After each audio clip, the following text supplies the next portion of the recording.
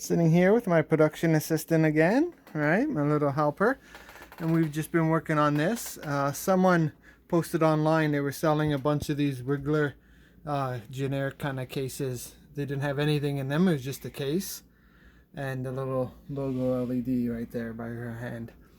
And so I had to put everything in myself. So I ended up doing a dual power supply. So we get a full amp for each rail. I put in these buses myself.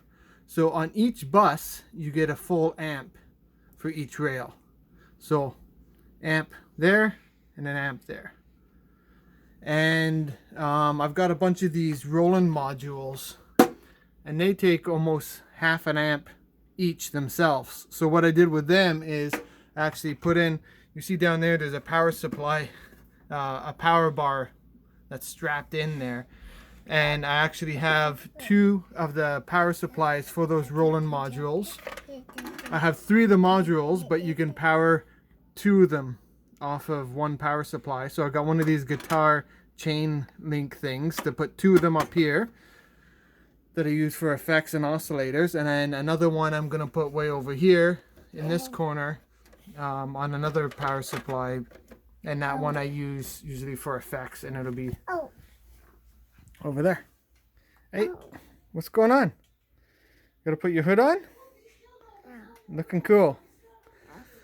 So this is probably one of the most modified ones because, let me show you. So I'll flick on the power. I'll put in a rocker switch over on the side with a light on it.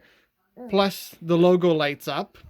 See the bus boards light up. Those were just in the bus boards already. And then those Roland modules, right there. You're gonna flick the power switch, shut it off. Those Roland modules, they connect to the computer for programming. You can configure them differently inside. They're audio interfaces, and you can get MIDI sync and sync up stuff like LFOs and delays. So that's all done over USB. So what I've done is actually have a USB hub mounted inside here. And I found this weird panel mount for USB connections. So I use that. It's some weird waterproof thing, but it saves me having to come up with a mount myself for a regular type USB connection. And then there's my power. Put in the power cord. So that power cable comes in, and I just hardwired it to the switch and to that power bar. And then the power bar powers everything inside of here.